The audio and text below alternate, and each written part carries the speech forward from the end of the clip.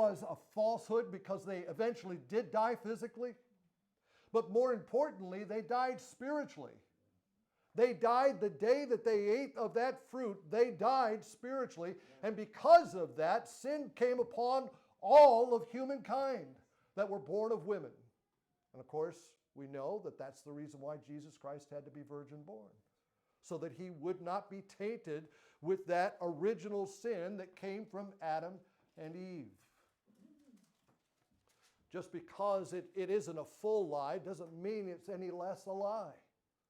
And that's what we have to get a grip on. We talk about white lies. And, we seem to justify a white lie. It's still a lie. It's still a lie. Take a look. Well, you were in Proverbs, and I probably told you to turn away from that, but go back to Proverbs again and take a look in chapter 12. Just a couple of verses here. We're not going to be real long today, but I just have some things to tell you. The title of the message is Consequences for Your Lies. Consequences for your lives. In Proverbs chapter 12, take a look in verse 22.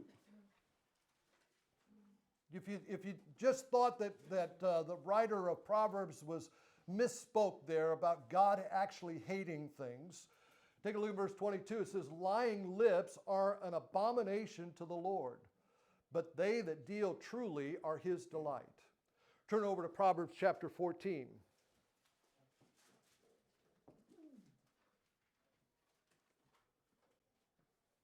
Proverbs chapter 14, take a look at verse 5. A faithful witness will not lie, but a false witness will utter lies. One more, go to Proverbs chapter 10. Proverbs chapter 10. Take a look in verse 18.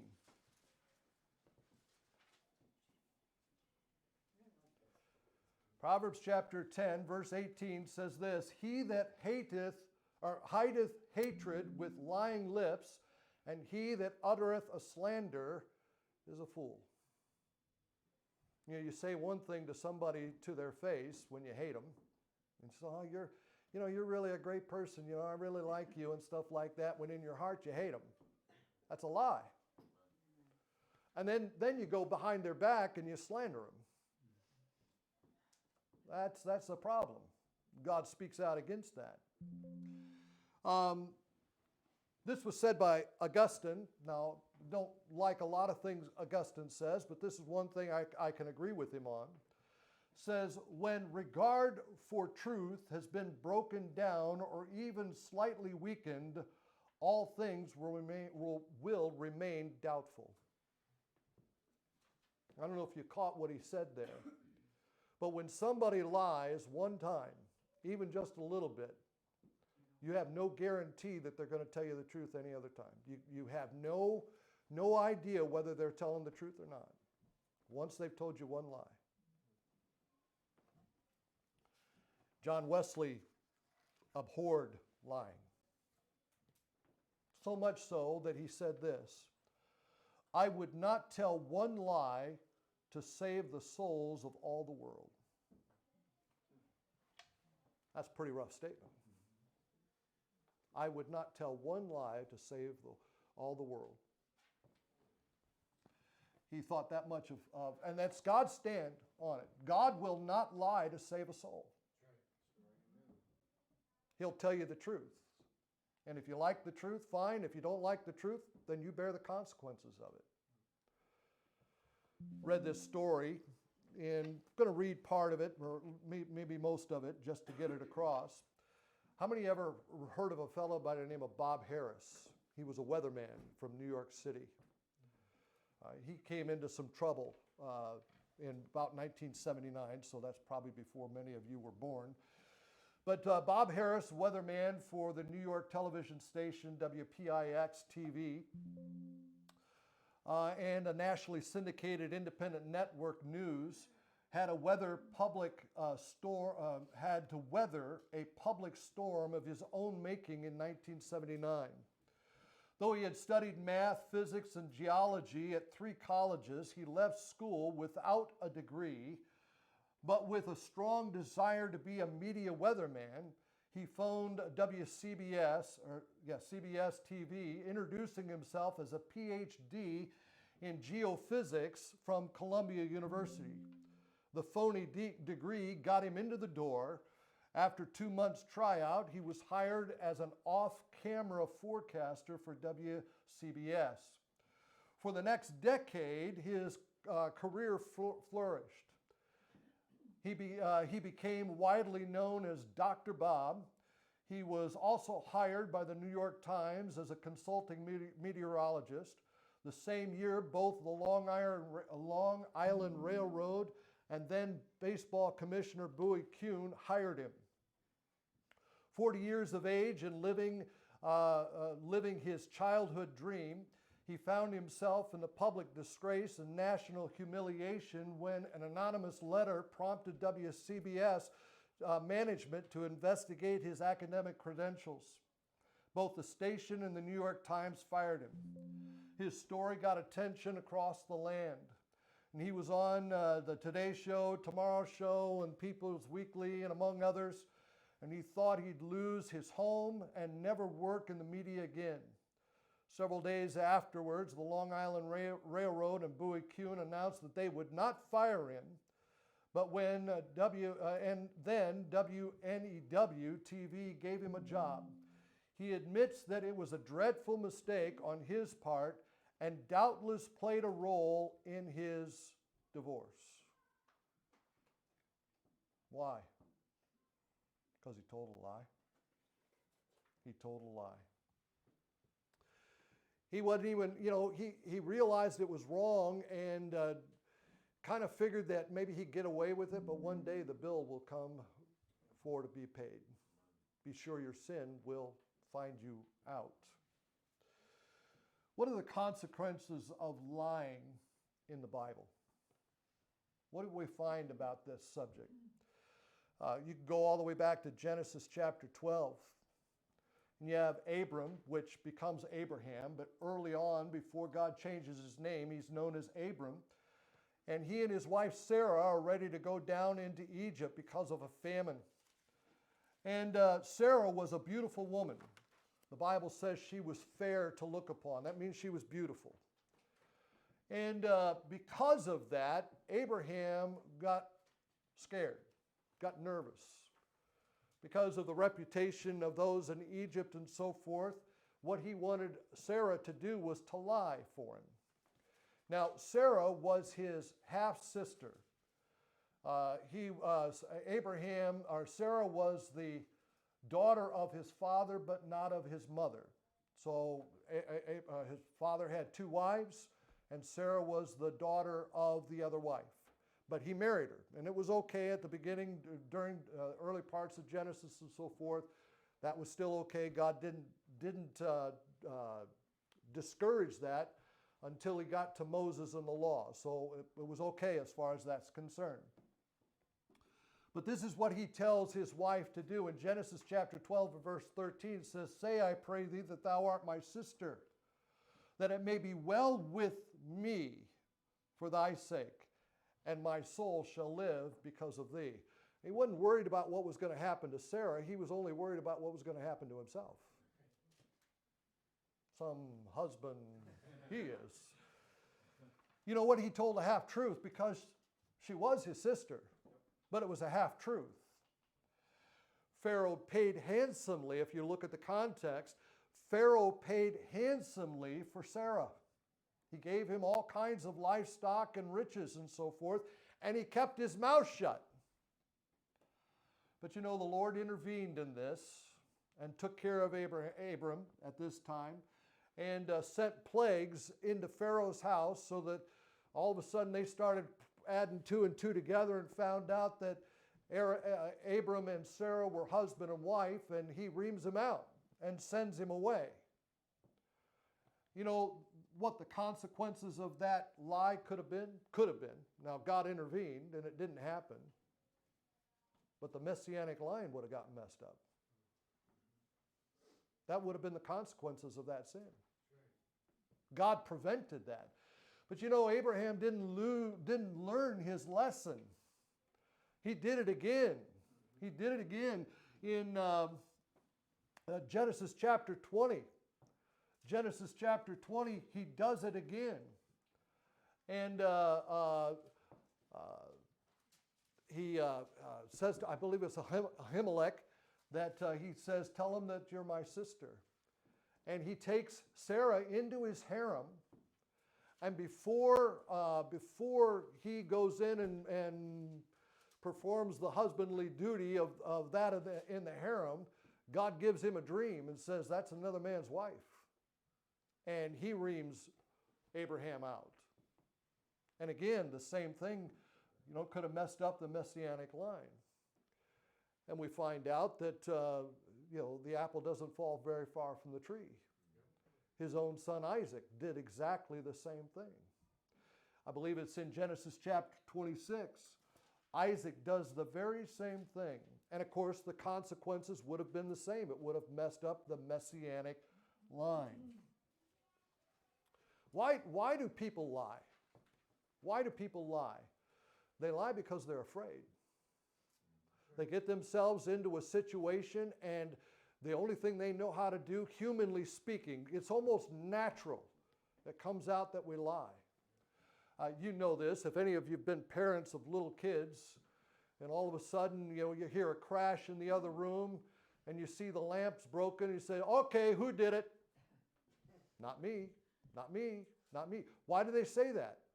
Because they're afraid. They're afraid. We're afraid, not just, I don't want to say that being afraid is a justification for lying, because we all fall prey to that, but it ought to be a clue to us. We ought to be on our guard when we do get afraid, not to give in to the tendency that is natural for us, and that is to lie. The next one from the Bible is a rough one. It's a rough one. And there are a few particulars that I want to just go through very briefly, at least mention them anyway. This happened in the early church, where God was setting the tone for the early church. And also, these two individuals, when they did lie, they didn't lie to men, they lied to the Holy Ghost. They lied to the Holy Ghost. Who am I talking about? I'm talking about Ananias and Sapphira in Acts chapter 5. They had sold, what had happened is a fellow by the name of Barnabas had sold his property and gave all that he had gotten from the sale, gave it to the apostles for them to distribute however they saw fit for those people that were in need. Because there was a lot of persecution going on in the early church. And people were in need. People lost their livelihoods and so forth. And so there was a great need. And so Barnabas sold all he had and gave it to the apostles. And Ananias and Sapphira saw this and saw the recognition that Barnabas had, that he was elevated there in the church. And they said, we can do the same. And so they sold the property, but secretly to themselves, they hid back a portion of it for themselves, yet told everybody that they sold the whole thing. Right. They gave the whole sum of the price that they received for the house. And first of all, it came in, Ananias is the first one, and Peter says, why have you lied to the Holy Ghost?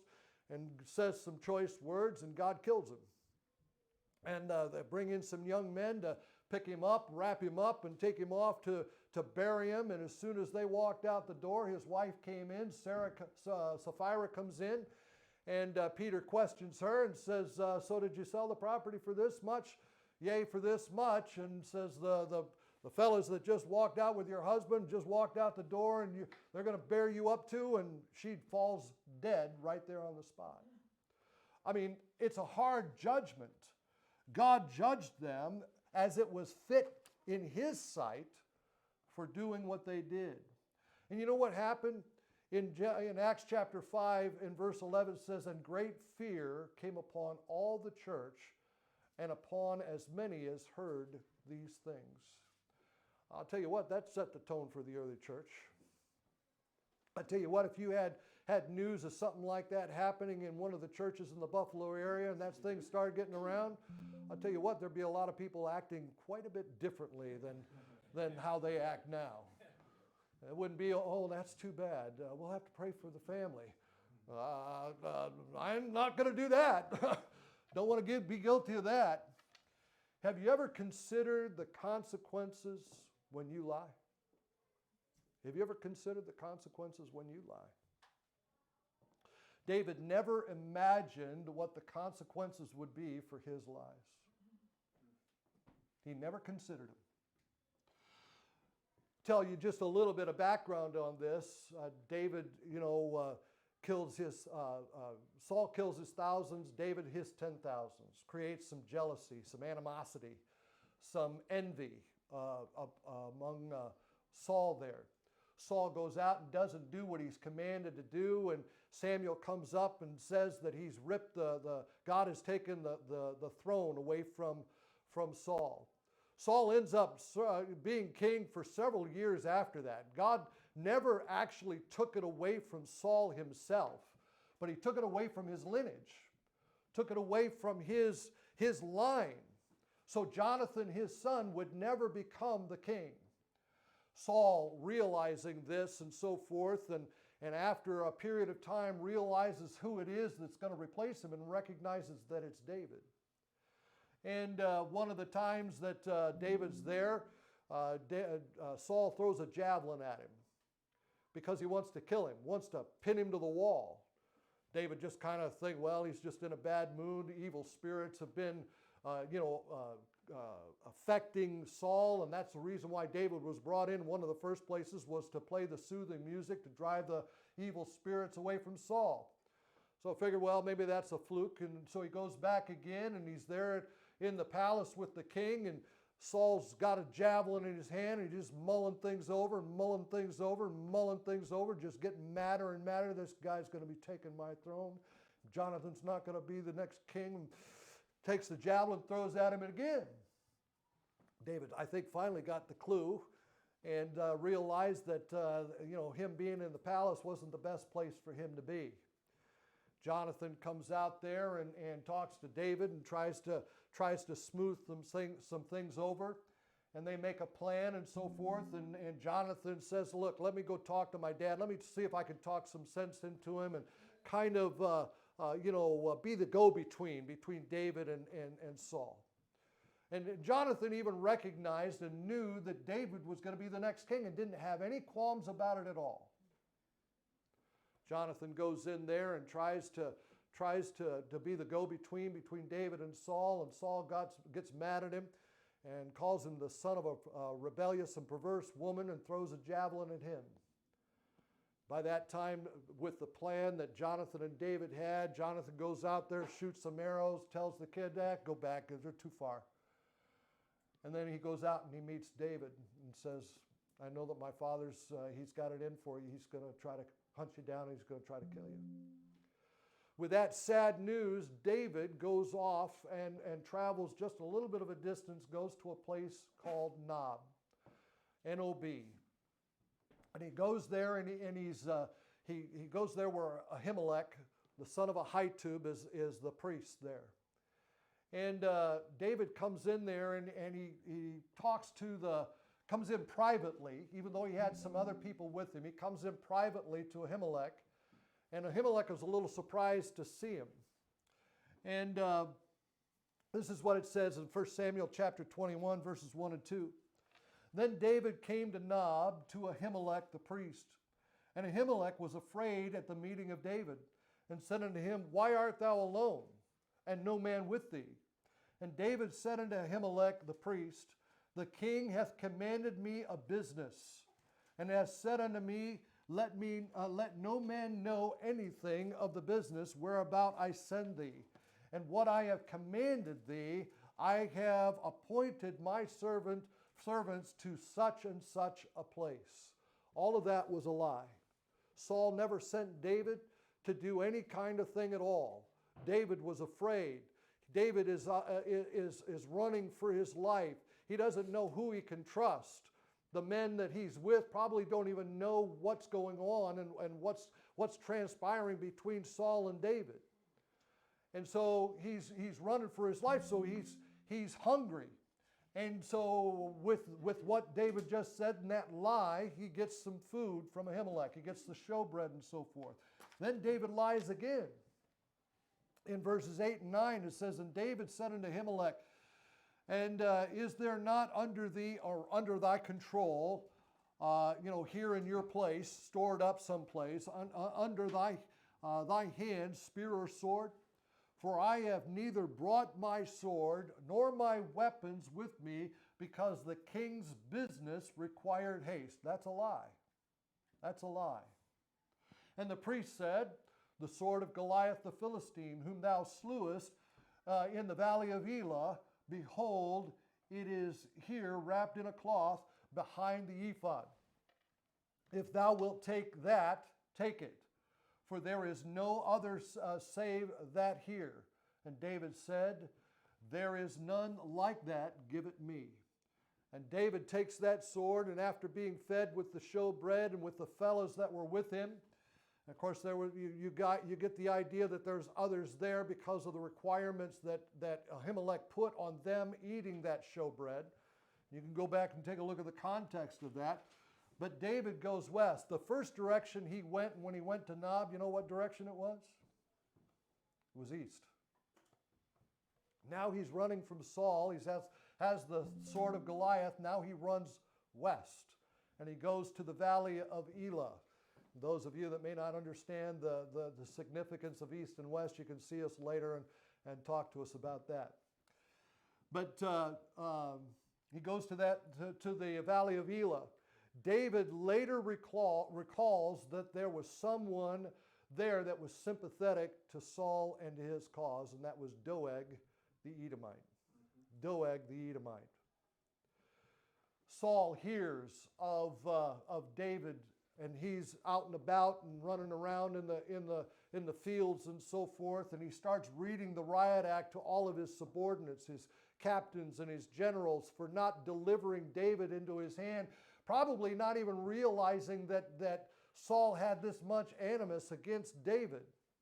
Didn't even really probably realize at the time that he wanted David killed. So nobody said anything to him. And so he's reading the riot act out to these people.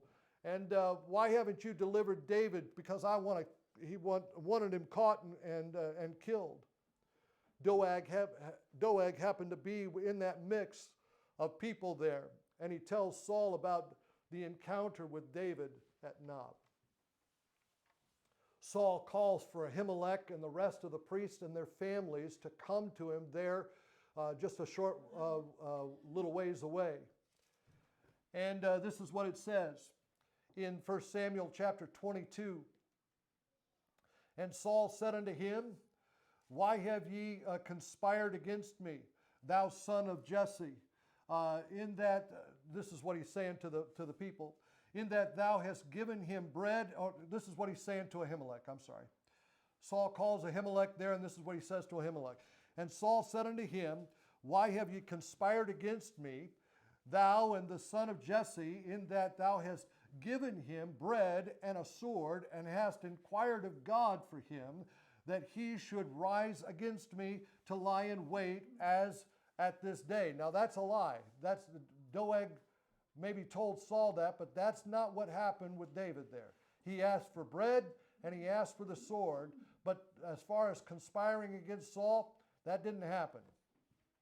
Verse 14, "Then Ahimelech answered the king and said, And who is so faithful among thy servants as David?" Nobody. "Which is the king's son-in-law?" That's true. "Who goeth at thy bidding?" Which is true. "And is honorable in thy house?" Which is true. "Did I then begin to inquire of God for him? Be it far from me." In other words, Ahimelech is saying, I didn't inquire of God for him. I gave him bread, I gave him the sword, but I didn't inquire of God for him to go against Saul. "Let not the king impute anything unto thy servant, nor to all the house of my father. For thy servant knew nothing of this, less or more." And that is true. David never revealed to Ahimelech anything about that and told him a lie. Told him a lie. Ahimelech is completely innocent in this. And the king said, Thou shalt surely die. And Ahimelech, thou and all thy father's house. Saul calls upon all of his soldiers standing about to fall upon the priests and their families, and they held back. This was a command from a demon-possessed maniac. And they wouldn't do it. It was an unlawful order. But Doeg the Edomite went ahead and decided to go ahead and do the job. And he went and killed all the men, the priests, the women, the children, killed them all. Now, I'm not suggesting that God is going to kill people because you lie. But there are consequences for our lies. And sometimes they can be very, very serious. Either to yourself or to others. We need to be more conscious of telling lies, whether we're afraid or not. The command is clear. Lie not one to another. That's Paul. Put away lying. That's in Ephesians. That's Paul. We're not supposed to lie. It's not just something that we can casually do and say, oh, I'm just going to tell a little white lie. No, lying is against God. It's something that God hates. We should also consider lies of a nation. Lies of a nation. Though we may not be part of the lie, we are included in the consequences of the lie. Take your Bible and go to Hosea. Now, if you have trouble finding Hosea, all you do is find some of the major prophets. Find Isaiah, Jeremiah, Ezekiel. Find any one of those and go to the right. And after you get past Ezekiel, you're going to find Daniel. And then right after Daniel will be Hosea. I want you to go Hosea chapter 4.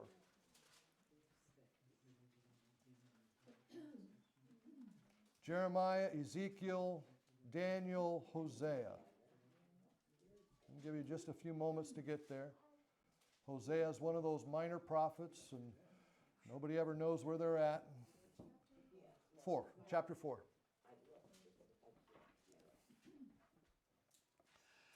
Hosea chapter 4, let's take a look at verse 1. Hear the word of the Lord, ye children of Israel, for the Lord hath a controversy with the inhabitants of the land, because there is no truth, nor mercy, nor knowledge of God in the land.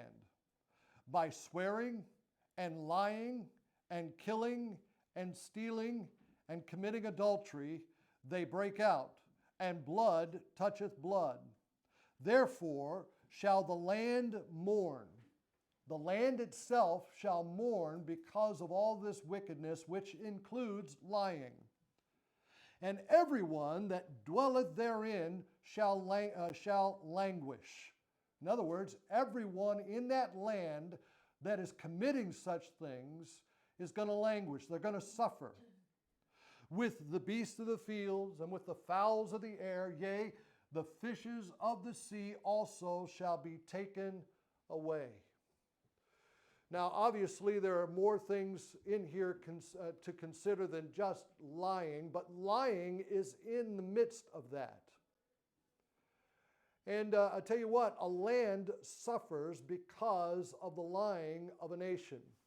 Whether it's its politicians or whether it's its preachers, whether it's its people, whether they are complicit with lies that are being told. And look, you don't have to be a genius to see the lies that are being told in our society today.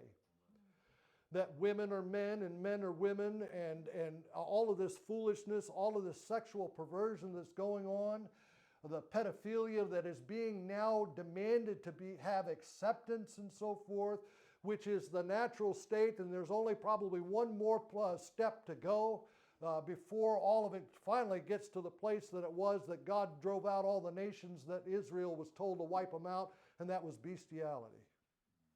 And there's probably that going on. It's just doesn't have a name for it yet, or the public eye to it yet. There's nothing that's within man's fallen nature that he will not fall to. And they're lying. They're just lying. People are complicit with lies. They will just accept it because they don't want to be pointed out. Now I want you to turn back to your left and go back to Isaiah. We're almost done. Isaiah chapter 59.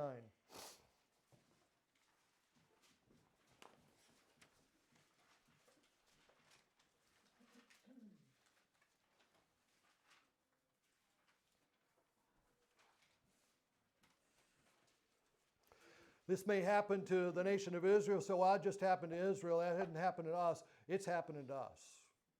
It's happening to us. And I tell you what, people are languishing. They're suffering as a result of all the lies. Isaiah chapter 59, take a look in verse 1. Behold, the Lord's hand is not shortened that it cannot save, neither is his ear heavy that he cannot hear. In other words, God is ready to forgive. Verse 2, but your iniquities have separated between you and your God, and your sins have hid his face from you, that he will not hear. For your hands are defiled with blood, and your fingers with iniquity. Your lips have spoken lies. Your tongue hath muttered perverseness. None calleth for justice. In other words, nobody's calling out for somebody to do right. Nobody's calling out for that. Nor any pleadeth for truth. They trust in vanity and speak lies. They conceive mischief and bring forth iniquity. We're seeing that with our own very eyes right before our faces right now. That's what we're seeing. And notice what happens as a result of that. Let's just go on a little bit further. They hatch cockatrices' eggs. That's a poisonous snake. They weave spider webs. They eat of their eggs dieth. He that eateth of their eggs dieth, and that which is crushed breaketh out into a viper. The webs shall not become garments, neither shall they cover themselves with their works. Their works are works of iniquity, and the act of violence is in their hands. Their feet run to evil, and they make haste to shed innocent blood. Their thoughts are thoughts of iniquity. Wasting and destruction are in their paths. The way of peace they know not, and there is no judgment in their goings. They have made them crooked paths. Whosoever goeth therein shall not know peace. Notice what happens. Therefore is judgment far from us, neither doth justice overtake us. We wait for light, but behold obscurity. For brightness, but we walk in darkness. We grope for the wall like the blind, and we grope as if we had no eyes. We stumble at noonday as in the light. We are in desolate places as dead men. We roar all like bears and mourn sore like doves. We look for judgment, but there is none. For salvation, but it is far from us. I'll tell you what, all that describes frustration. Frustration of people that actually want truth and there's no truth out there. There's all these lies. Who's lied to you? The media's lied to you. The politicians have lied to you. The preachers have lied to you. Just lies, lies, and lies. And because of one lie, you can't tell if the next thing that they're saying is the truth. Just like Voltaire said, with the time that they lied to you, now you can't trust anything they say. And you're groping around looking for truth and you can't find truth.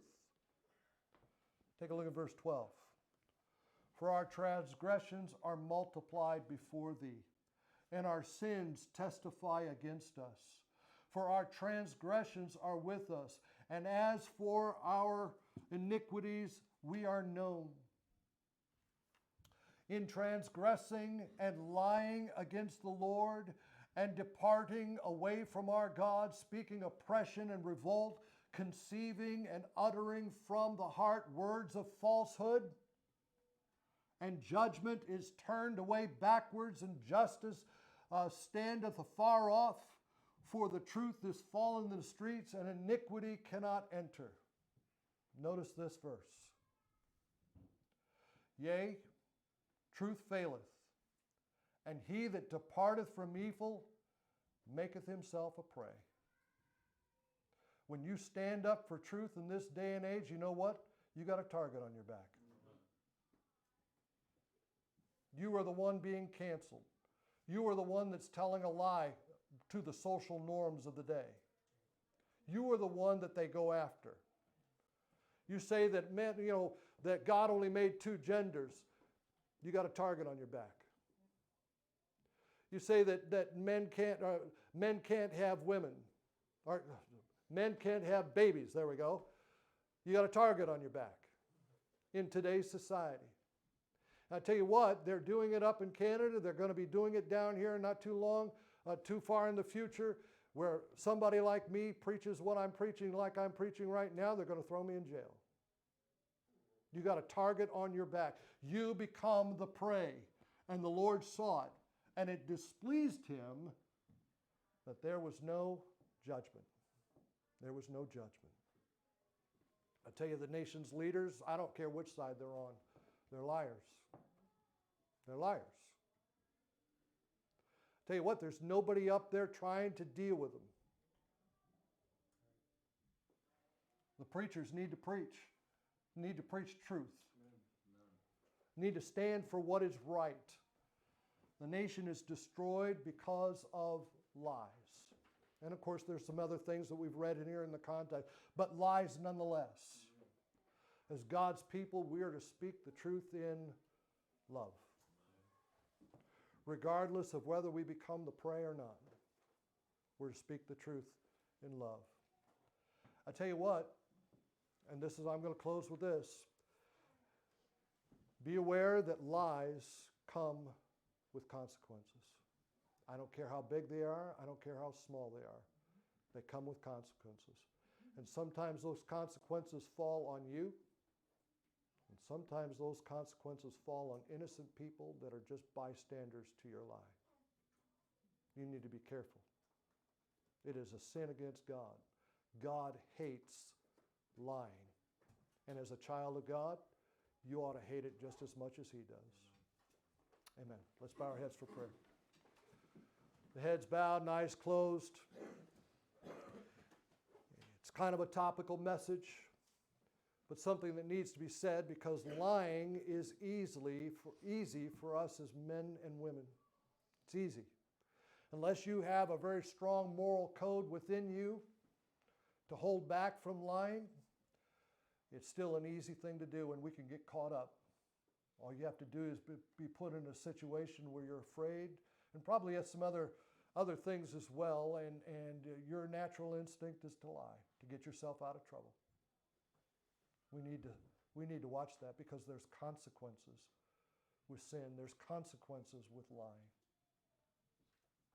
And the last thing I want to see for any one of you is suffering the consequences. I tell you what, when David lied to Ahimelech and all of his people died, there was one that escaped alive, and that was Abiathar. And Abiathar came and told David, it was a grief to David. It was a grief to him. It was probably a grief to him all the days of his life that he was responsible for the death of all of those people. I'll tell you what, we need to take lying very seriously. And you need to deal with the Lord and talk to him about it. Talk to him about you specifically. Not about somebody else, but about you specifically and what you have lied about. Maybe you can confess some of those things and get it right. Try to get it right. Put it under the blood. But more of a forewarning of not to do it again. We don't know what the consequences will be, but there are consequences.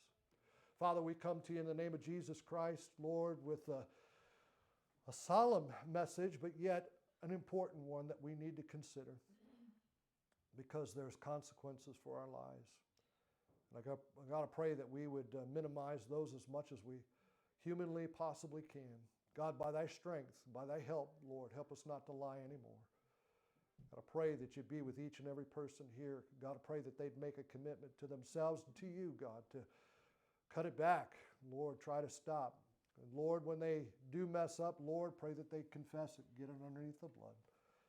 God, I pray that we'd minimize the consequences of our lives. For we ask this in Jesus' name and for his sake. Amen. Amen. Lord bless.